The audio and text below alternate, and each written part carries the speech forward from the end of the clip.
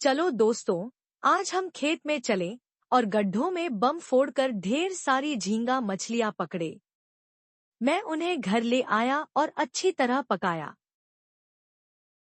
Hello भेड़ मित्र, बताओ मित्र, मैंने झींगा पकाया है, जल्दी से मेरे घर आओ।